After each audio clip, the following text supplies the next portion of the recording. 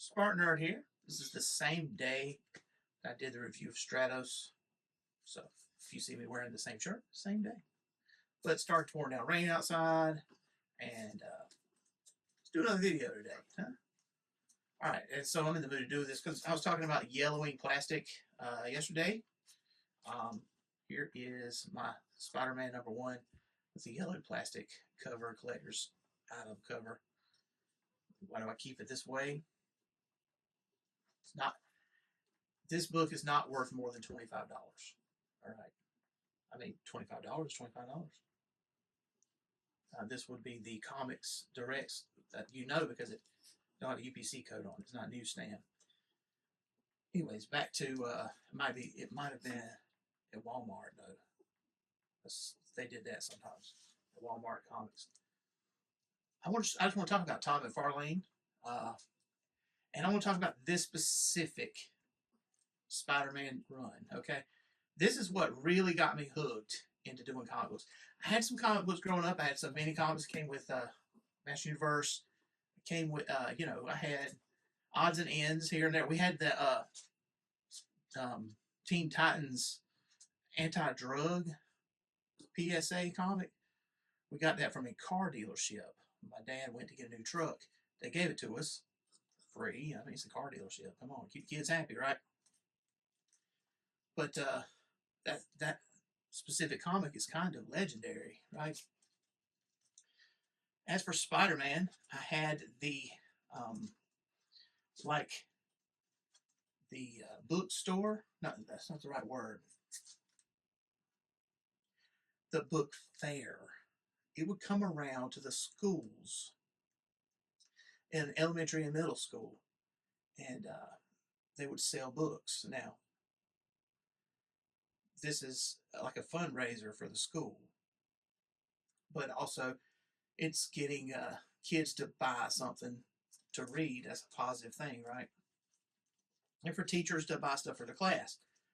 I got the history of Spider-Man, which went pretty much from the radioactive Spider Stan Lee days all the way up to about where Spider-Man gets married. So it covers all of that. And as you know, in Marvel Comics, they don't have a crisis and reset the story. They don't do it that way. They just keep the same story going forever. You could argue about it, but that Spider-Man was the beginning of the Silver Age, and then, you move into the modern age after. But Marvel was behind on the modern age, if you think about it. The modern age, I'm looking back and I know now as an adult, Ninja Turtles, Mirage, whatever, Eastman Layers, Ninja Turtles was rough, very rough stuff, independent comics too. And we also had the Dark Knight, you know what I'm talking about, what I have right here, Deadpool, Dark Knight, yeah. What's that guy's name? Frank Miller, yeah. I didn't know about those when I was a middle school or elementary school. I just knew about Spider-Man. And I specifically knew that whole history book, which is probably about this thick, but it kind of went through everything, about Gwen Stacy and everything, and it was good for me to have. So one day I picked up this. This is not what I picked up. Okay. This is what I picked up. This is how I got started in this. Got this at Walmart. I'm pretty sure. Also, Ghost Rider was in this same set. Ghost Rider that I have right there.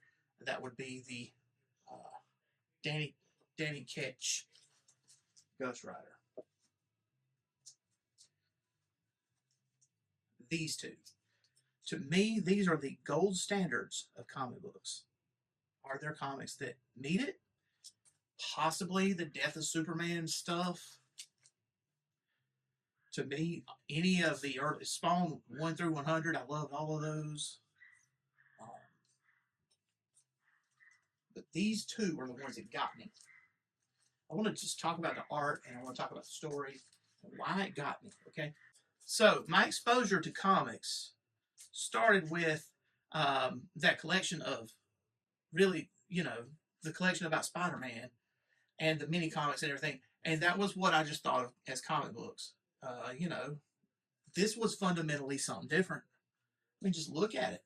The art just jumps off at you differently. It hits different. You got the Hobgoblin.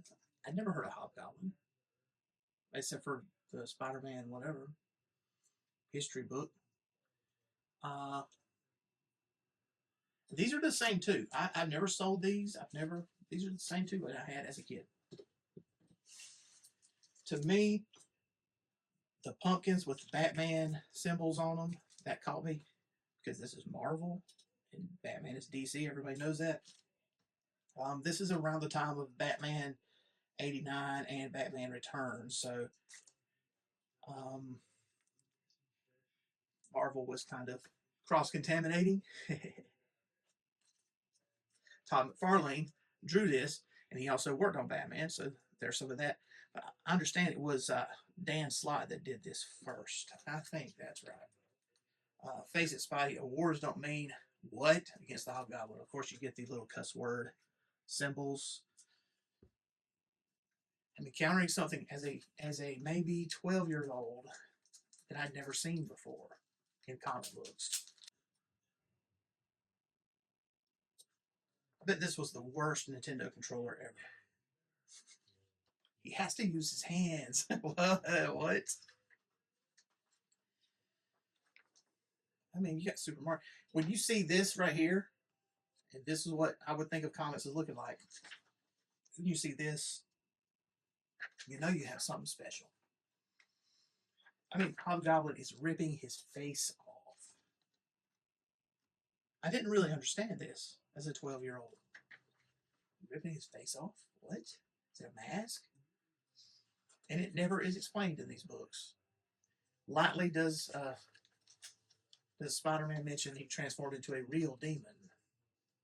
A splash page. I've never seen a splash page in a comic book before. He's ripped his face off. Now you can see his muscles underneath, and he has all these people trapped in ooze saying things. They're his prisoners, and I mean, look, here you go. This is so sad. He talks to this lady and that boy.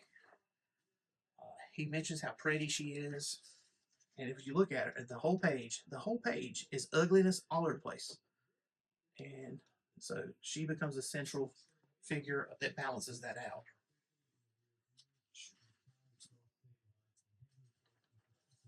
Something else I wasn't used to, seeing the female form in this way. Let's just say it that way. Child is hanging there. Also, I mean, this like dark shadow with the eyes looking out, the teeth. This also got me. I mean, we're looking at someone who is so evil. When I was 12 years old, I watched Ninja Turtles and I watched He-Man and I watched, any shows like that. The bad guys were not as evil as Hobgoblin here. I mean, Darth Vader does not seem as evil. He is if you think about it. The Emperor and all, but he's hugging that kid. He just killed his mom in front of him and he's hugging him. The whole thing is sensitive and gut-wrenching and shocking. It goes to this scene right here. He's hugging that kid, and then we have Peter Parker hugging Mary Jane in the same pose. Todd McFarlane was a master, and I didn't realize he was writing this book as a privilege from Marvel. They're trying to keep him on staff because he's the cash cow, the golden goose for him, right? They give him his own book to write, and he says he's writing a more adult book. 12-year-old SpartanNerd had this book and is exposed to this. It says costume is all over the place. Next page, Ghost Rider. I want what he's busting this guy for is completely disgusting. All right, I'm not even going to go into it, but the way he goes about it. So it's said that Spawn was a combination. Somebody said this one day at a comic book store, and I was like, "You're right." Spawn is like a combination of Spider-Man, Ghost Rider, Batman. Prove me wrong. Prove me wrong. He's like a combination of those. When you have this kind of stuff going on, where the Ghost Rider tortures this guy, and he deserves it, you know. Also, the man, look at his face. It looks a lot like the Hobgoblin's mask, or his face that he took off. See, I mean, you know, he drops the guy, appears down below, catches him. So this is like torturing the guy even more. And then he does the penance stare. The coolest power I'd ever heard of. He stares with his nasty, sunken skull eyes into the eyes of the guy who's committed the crime and hurt people. And the man is scarred for life. I mean, me thinking about that. What this guy did, you would think someone like Ghost Rider would just kill him. Wolverine would. Punisher would. SpartanNerd might.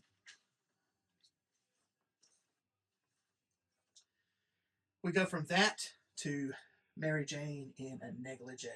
Ooh, my mom saw this and she's like, we need to throw that away. I was like, no, we're not throwing it away. But here we go. Why do I shoot so much of this webbing anyway? Seems like he's saying that. And here's the deal. People criticized it. Why does he have to draw so much webs everywhere? They criticize Todd McFarlane. He puts his criticism right in here.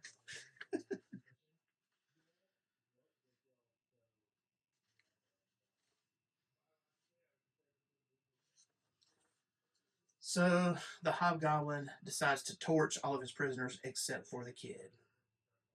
Kid's name is Adam, by the way. We find that out at the end of the storyline.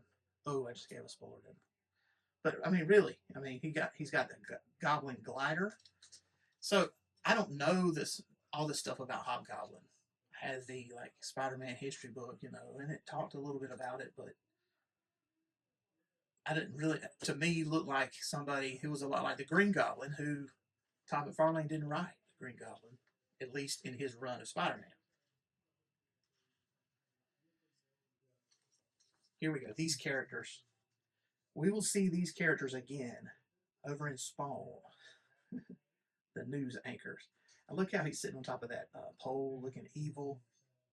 Not evil, like looking like he is ready to take on this problem. They're talking about the Hobgoblin. One of these anchors is like a fashion entertainment guy. One of them is like I guess a Rush Limbaugh right winger. The other ones are just regular stuff, regular news anchors. McFarlane captured that news attitude. Here's something else shocking. So I used to watch RoboCop. I was aware of cocaine. Didn't grow up around people that did it. I watched RoboCop enough. And so this guy, he's snorting his cocaine. Spider-Man tries to get information about Hobgoblin, and then puts his cocaine in a pile down here. And as it blows away, that man is screaming at him, he's a monster. It's like, so you can see Spider-Man's sense of righteousness and justice.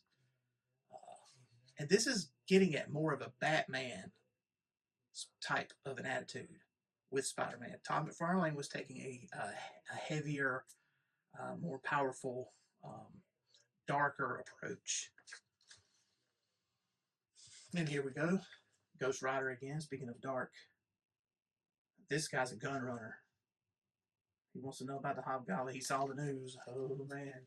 So what we know, because we got Ghost Rider #1, is that Danny Ketch goes in the graveyard and his face melts off when it's time to go get vengeance. So I think Danny Ketch is watching the news and sees those anchors. It's like, oh, time to go visit the graveyard. He goes out there, his face melts off. Then he goes finds the gun runner to find out where the Hobgoblin hanging out. He says, I'll deal with your guns on another day. You know he will. And right here, we see the Hobgoblin looking very tall. I always thought he looked so tall. And I wondered, is he standing on his cape? Does he have magic holding him up? Can he grow? Is the kid actually small? I don't know.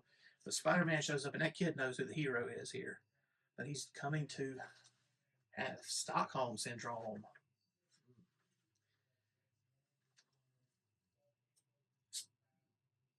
When Spider-Man gets hit with his energy bolt, to me, you can just feel it, you know? To me.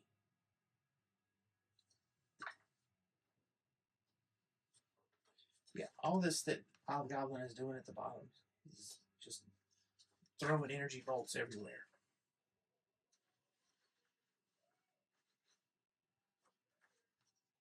And now we see Adam. He's been mutated by the Hobgoblin.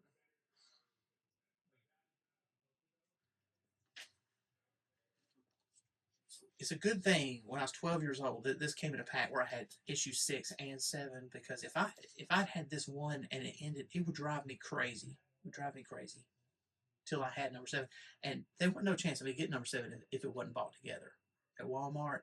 We didn't frequent any comic book stores. When I was 12 years old, I don't even think there was a comic book store. There was no Tangled Web, SpartanNerd. That came a couple of years later. You'd see them at gas stations sometimes, at drugstores. Walmart was starting to stock them the same way they do now, in little packs. All right. So, luckily, I had the second one. So, Danny Ketch on his motorcycle. So, I did have this whole set came with like a Golden Age. Maybe I shouldn't say that. It's a Marvel, a Silver Age, Johnny Blaze. So, that's why this Danny Ketch Ghost Rider was so different. That motorcycle looked so cool compared to the little Indian one that Johnny Blaze would ride. I'm saying that as a brand. I believe that's what it is, an Indian motorcycle. So here we go. Adam is transforming into the Hobgoblin. You can see how Todd McFarlane has put them split panel. You can see those eyes. They resemble each other. Ooh, Spider-Man is shocked as much as all of us are. And then we have another splash page. Evil.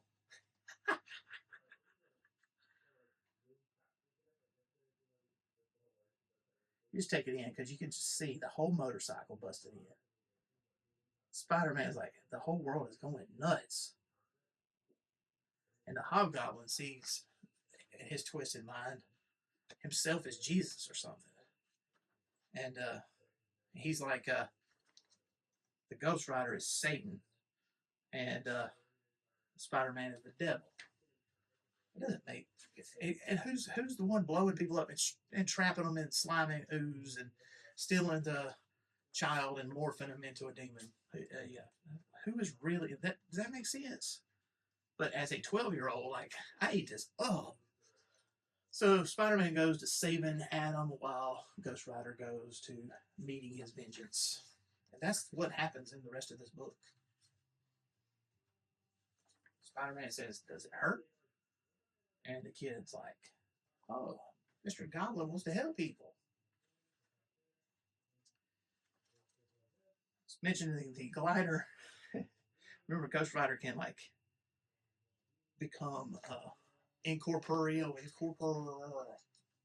immaterial, and well, like he did with the guy he dropped off the roof. And so here he could have used that power again. So he lets the glider slam into him, but it doesn't slam. He makes his arms able to grab it and destroy it. And then Hobgoblin like creates a demon to ride, and Spider-Man almost crashes, made out of flames. Spider-Man almost crashes right into it. What does he say? Oh, he just says, "Great."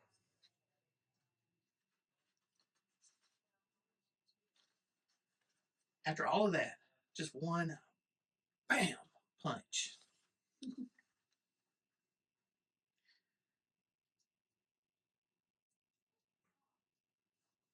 And here he is. He's calling Ghost Rider flaming idiot.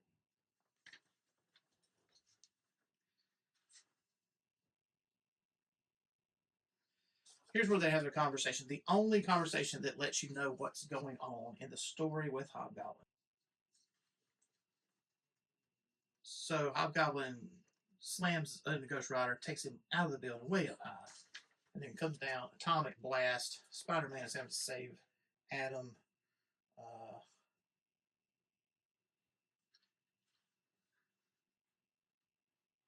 Yeah, on this page, we get a little bit more. What does he say? He says, he is truly mad, says the Ghost Rider. Spider-Man says, Bud, you don't know the half of it. He's gone nuts, not accepting his change into a real goblin. And then Adam's like, Mr. Goblin, down here, please help us. Like, I've never seen a kid in a comic book doesn't get it. Spider-Man just tells him, hey, buddy, I don't think you get it. It's more of the action.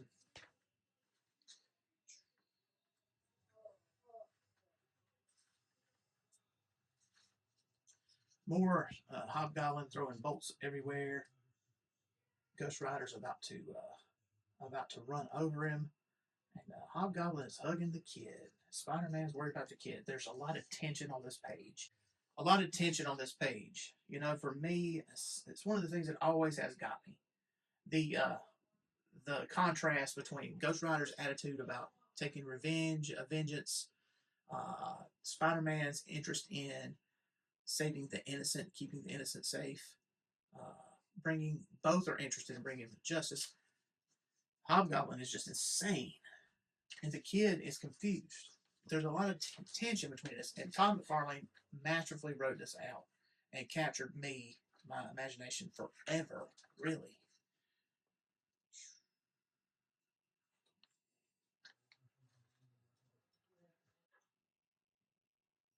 So all this goes down. Hobgoblin gets the snot beat out of him by Ghost Rider. I love this. Spider-Man standing there daring the Ghost Rider to come to keep going. Basically, Spider-Man saying, hey, I'm seasoned here. I'm the senior hero. Who are you? Obviously not Johnny Blaze. He never says that, but that is what I know he's thinking because he's had positive dealings with Ghost Rider in the past. This is obviously not the same Ghost Rider.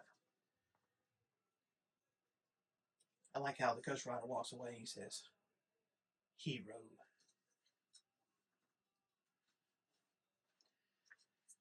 And this final picture in the book, it's like Spider-Man seems also very tall. Remember the Hobgoblin standing and talking to him? It seemed like he was very tall. And now it seems like Spider-Man is very tall. And that kid is obviously 5 years old or younger. The letters page. You know, you can get these books, these stories in graphic novels, and you don't get the letters page. The letters page is important, okay? And when I read through the letters page, I heard fans criticizing Todd McFarlane and him speaking back. This could be done? What? One of the things is that is said is of course they're talking about issues 1 through 5 taking place over just a couple of hours. 5 issues for a couple of hours because McFarlane spent a lot of time on every page for his art. That's the kind of book he wanted to do, and Marvel let him do it. And they should have let him do it. It was like he was perfecting his chops for Spawn that would be coming, but yeah, push comes to shove. I believe that the art is more important than the writing. That's what Todd McFarlane said.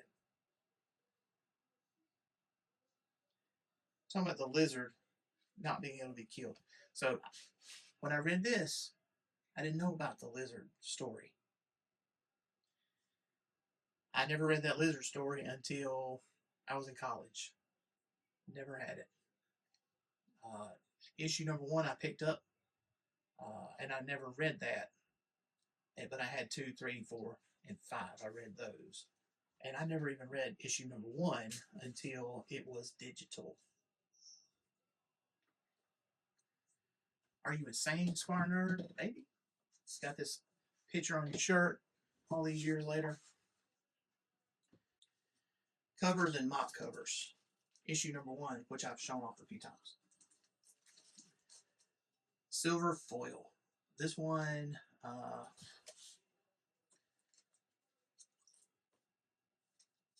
gold foil. Pick these both up for $20 each. Now,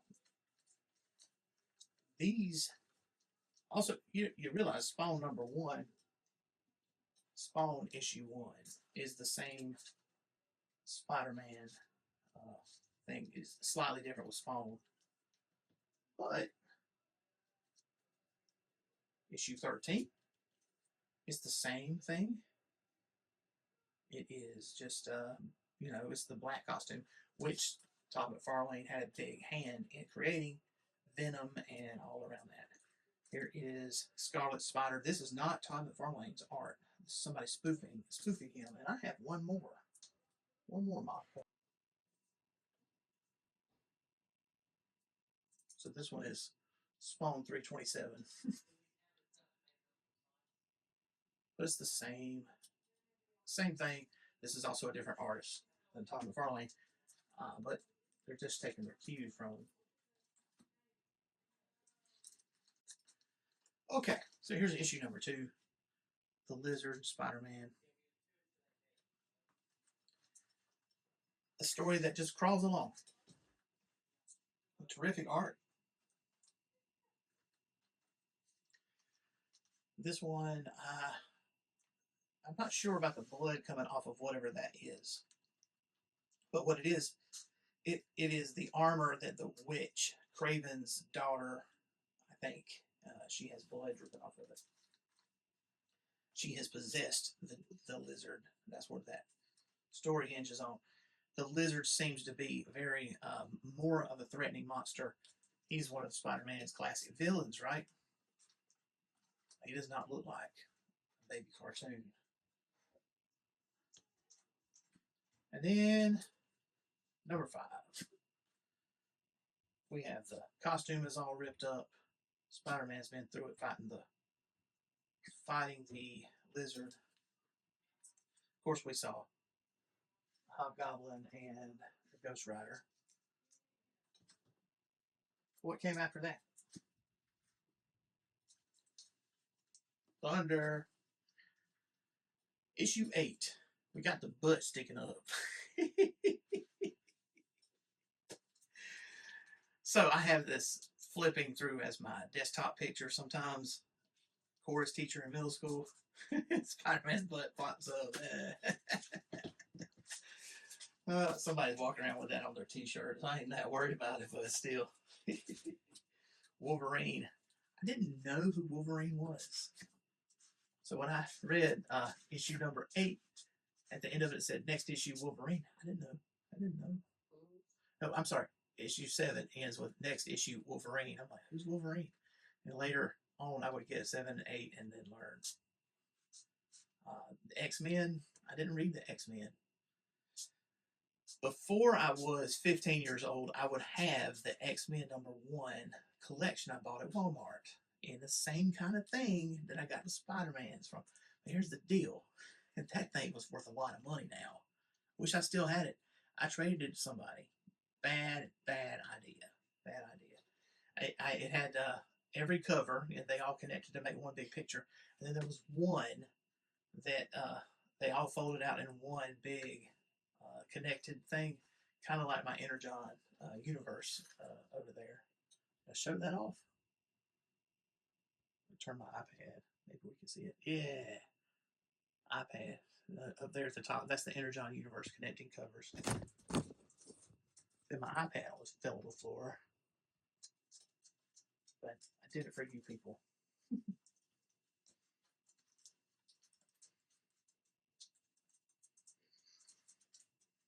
Wendigo. Wolverine in his old costume. Just some more Wendigo. I think Wendigo is a boring character. Did Marvel say you have to use Wolverine? Talk about Wendigo, Todd? Makes me wonder.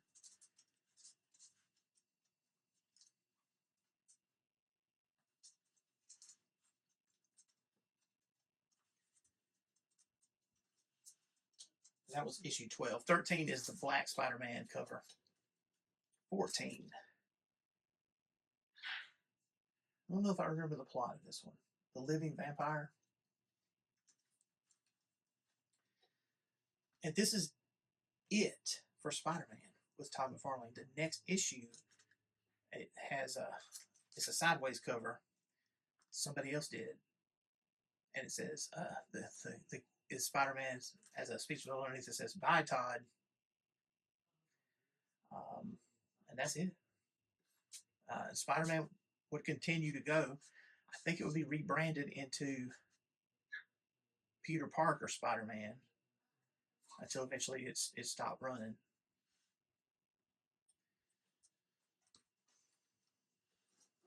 But for me, the SpartanNerd,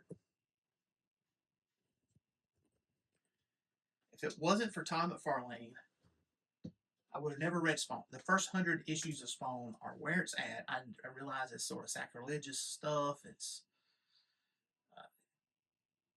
to me, it's a good story. Reverend SpartanNerd has to just kind of look the other way, realizing that non-religious people are writing a religious fantasy. But the way the characters unfold, the way it develops, the art style, everything, until Todd starts backing off and other people are doing the art stuff. And he's not giving them credit. And there's a lot of scummy stuff like that that's going on that I'm not the only person to say. Spawn number 10, Cerberus. I don't read that, okay? But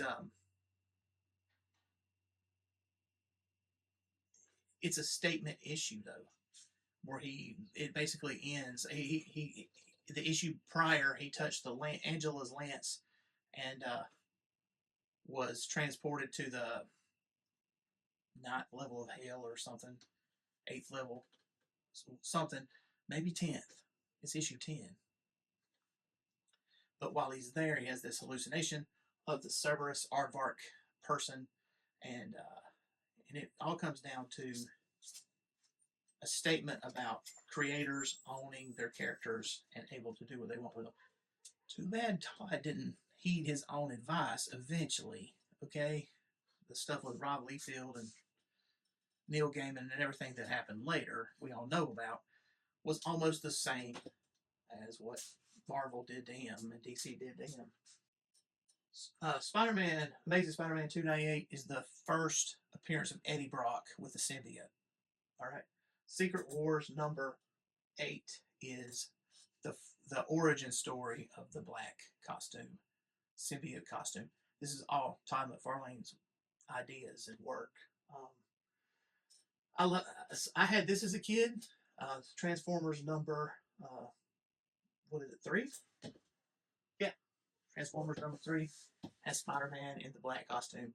This one is the 7th reprint. It's crazy how many reprints that they do, and they still do. People like their Transformers comic books. And Chasm, not Todd McFarlane, but you can see the influence right there on it. Of course, like I said, Ghost Rider. This is Deadpool, Batman with Frank Miller. Yeah, I'm just saying. I value comic books for what they mean to me, for their art and stuff, all because really the Todd McFarlane books. So this is a 45-minute video because it's raining outside, but it's too hot in this room. My dogs had to get out. Yeah, so I'm going to wrap this up, but I just wanted you to see and know why I care so much about it. Thanks for watching. Thanks for listening. Hey, like and subscribe.